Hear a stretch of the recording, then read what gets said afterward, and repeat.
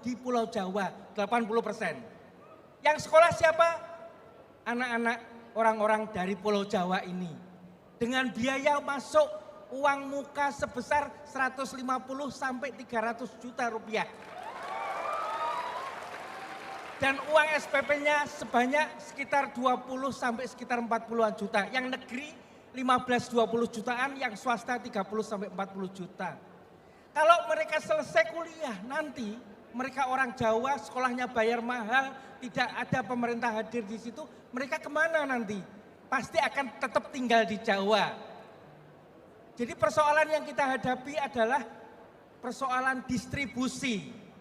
Ya, Perhimpunan Dokter Gigi mengatakan dari 10.100 puskesmas yang ada 3.200 puskesmas yang tidak punya dokter gigi. Jadi pertanyaannya, kenapa kok puskesmas itu tidak didatengin oleh dokter? Padahal lulusan dokter gigi itu 2.500 setiap tahunnya. Artinya ada masalah distribusi. Ya, jumlah dokter umum di Jakarta itu 1 setiap 600 orang.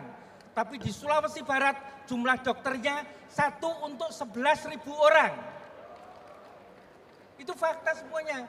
Jadi perbedaan ini. Dan saat ini ya, dengan sejumlah 95 fakultas kedokteran yang kita punya sekarang ini, itu tiap tahun dihasilkan 14.000 dokter baru. Dalam 10 tahun artinya apa? Kebutuhan dokter yang dibutuhkan kalaupun itu sudah akan terlewati. Dalam 10 tahun lagi jumlah dokter kita akan meningkat 65%, padahal Badan Statistik, Pusat Statistik mengatakan penduduk Indonesia 10 tahun lagi itu sampai 302 juta. Jadi naiknya cuma 11%. Ya. Jadi kita nggak bisa dirikan fakultas kedokteran hanya untuk periode 5 tahun ditutup nanti. Ya. Itu artinya tidak bisa program itu dibuat dan tadi salah kaprah tadi semuanya. Siap. Begitu. Prof. Zainal, terima kasih. Ini semua kenal kan Prof. Zainal ini? Beberapa waktu yang lalu mendapatkan masalah ya kelihatannya beliau ini. Sebetulnya bukan beliau yang punya masalah, pihak lain yang punya masalah. Ya, gini, kalau boleh Prof saya nerusin nih Prof Zainal. Terima kasih. Saya sebetulnya kalau sama Prof Zainal ini harusnya manggilnya Kak Zainal. Kenapa Kak? Saya dulu ketika SMA beruntung dapat terpilih ikut program pertukaran pelajar AFS. Dan Prof Zainal adalah senior saya di AFS waktu itu. Ya. Dulu kemana Prof Zainal? Ke US, Massachusetts. Tahun berapa tuh? 75-76. Beliau SMA ke Massachusetts, Amerika Serikat tahun 75-76. Belum pada lahir di sini semua. Ya, Prof, gini. Apa sih yang menarik dari yang disampaikan Prof ini? Bahwa menyusun kebijakan harus mendasarkan kepada data yang akurat. Yang kedua, harus melibatkan stakeholder yang relevan sehingga kebijakan yang disusun adalah kebijakan yang menjawab persoalan. Nah, kadang-kadang kita yang berada di pemerintahan kecenderungan melakukan namanya micromanagement. Micromanagement itu apa? Kita langsung memutuskan, saya ingin agar dibangun jalan ini di sini. Nah, itu namanya micromanagement. Saya ingin bangun jembatan ini di sini. Nah, itu micromanagement. Kalau pemerintahan, apalagi di kepemimpinan yang makin tinggi, yang harus dimiliki itu namanya micro question. Apa micro question itu? Micro question itu gini, bagaimana daerah ini lalu transportasinya terjadi dengan baik. Lalu muncul jawabnya, jalannya diperbaiki, kendaraan umum diperbaiki. Jadi solusinya itu adalah solusi yang sesuai dengan apa yang dibutuhkan. Kepemimpinan memberikan yang namanya micro questions, bukan micro management. Jadi ketika bicara kepemimpinan nasional, seberapa jumlah rumah sakitnya itu atau berapa jumlah sekolah kedokterannya tidak usah presiden yang menentukan. Presiden cuma bilang begini, saya ingin memastikan bahwa pendidikan kedokteran bisa mensuplai kebutuhan dokter Indonesia secara berkelanjutan. Bagaimana caranya? Nah itu kerjakan. Datanya, stakeholdernya, susun kebijakannya. Lalu siapkan langkahnya. Kebijakan yang disesuaikan dengan kebutuhan yang ada di tiap wilayah di Indonesia. Kawasan kepulauan punya kebutuhan yang berbeda. Ini tadi bicara tentang kesehatan. Saya cerita sedikit aja. Kebetulan Jakarta itu satu-satunya kota di dunia yang punya kepulauan. Kota lain di dunia nggak ada yang punya kepulauan. Kalau punya pulau ada, tapi kepulauan nggak ada. Dan yang terjadi, kepulauan Jakarta itu namanya Kepulauan Seribu, tertinggal amat jauh dari daratan Jakarta. Terus saya bilang waktu itu, bagaimana mungkin kita bisa mengirimkan pesan kepada rakyat se-Indonesia tentang memajukan kepulauan bila kepulauan di ibu kota aja tidak terurus, kepulauan di ibu kota saja tertinggal. Alhamdulillah itu dikebut, termasuk soal aspek kesehatan, di mana fasilitasnya disetarakan, pendidikan disetarakan, lalu sumber energi disetarakan.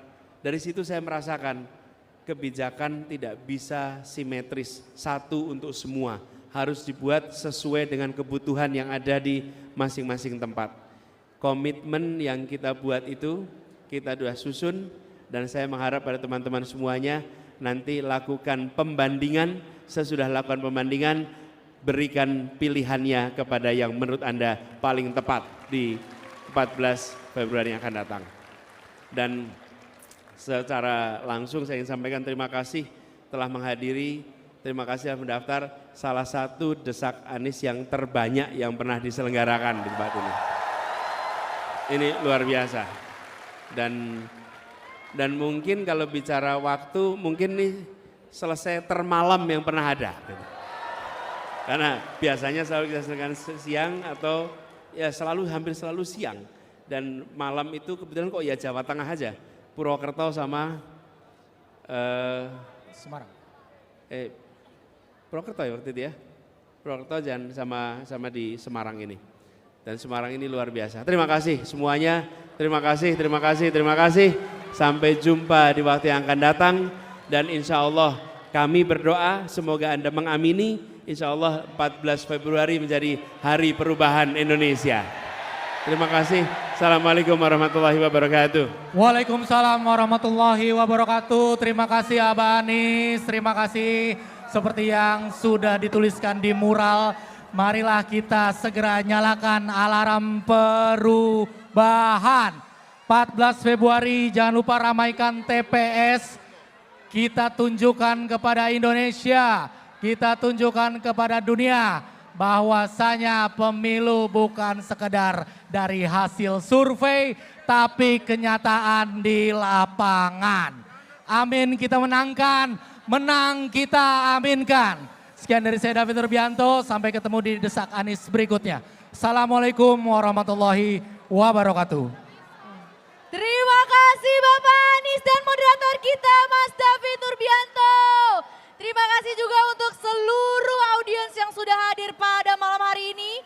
Dari awal hingga selesai, jangan kemana-mana, sebentar lagi kita akan menyaksikan penampilan yang istimewa. Closing performance dari langsung saja Semalam Suntuk.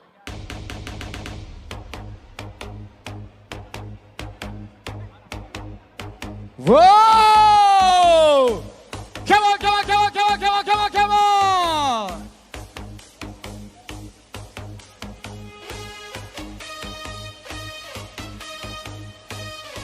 Mari mendekatkan teman-teman saya.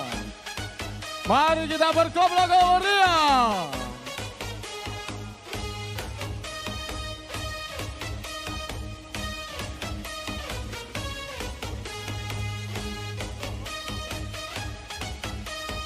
Wow! Everybody, let's party tonight! Assalamualaikum warahmatullahi wabarakatuh. Waalaikumsalam warahmatullahi wabarakatuh. Allahumma shalli ala Muhammad. Allahumma shalli.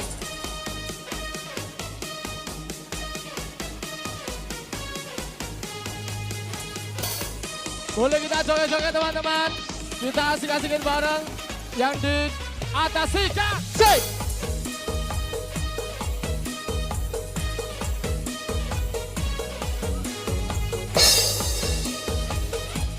Boleh maju ke depan, boleh maju ke depan. Yang dulu boleh kita bergoyang bareng, kita berdiri, kita nyanyi bareng.